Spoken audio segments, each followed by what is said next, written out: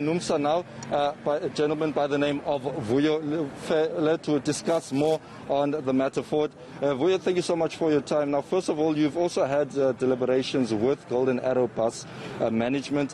What has been said and what is the way forward? I know that you're also chatting to workers. Okay, firstly, I must indicate that we did not have opportunity to discuss with Golden Arrow as to what must be done after the death of one of the workers and after the infection of a number of workers by this pandemic. We have written several letters, I would say 2 letters so far, and they have not managed to find time to sit down with us to discuss this. And we are very much concerned and deeply concerned about the lives of workers that are affected now at Golden Arrow. As we're sitting here, we are hoping that Golden Arrow would come back. I will write a 3rd letter to them requesting for a meeting to sit down with the company. Workers are infected, and more than 20 workers now are infected by this pandemic. There's also reports that a number of workers have been suspended for breaking company rules. Can you clarify this matter and what has been said to them? What decisions have been said going forward for them? Firstly, it is unfortunate that our members and members of other unions have decided to embark on a work stoppage simply because Golden Arrow was not listening to workers' call for their own safety. This has happened because one of the members who have been infected have been all over. And these workers now, when they heard about this worker, they said they also need to be tested so that they can also be in isolation. Golden Arrow have not been prepared to listen to that. As a result of that, workers have decided to embark on that action for attention from the company. And yes, there are a number of our members who have been suspended, of course, and other unions.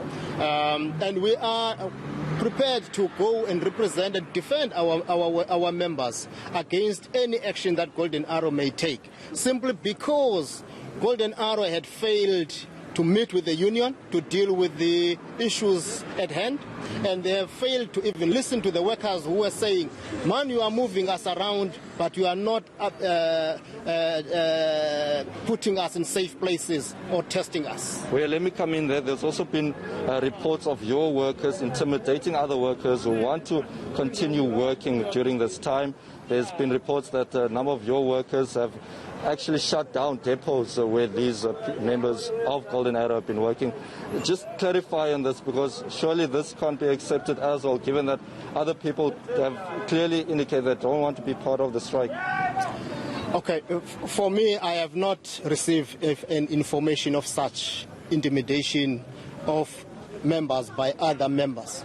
Only what I know is an action that I learned later that was taken out of anger from the workers because they wanted attention from the company.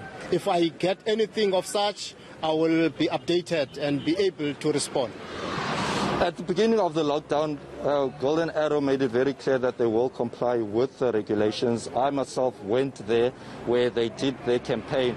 So it is quite shocking that the workers are complaining about this. But also, it's also important to point out that the workers are also complaining about fears of robberies. Just give us an extent of these robberies. Robberies in the workplace, or some workers have made claims that they have been robbed during the lockdown, where people, robbers or criminals, have disguised themselves as essential workers going into buses and robbing bus staff.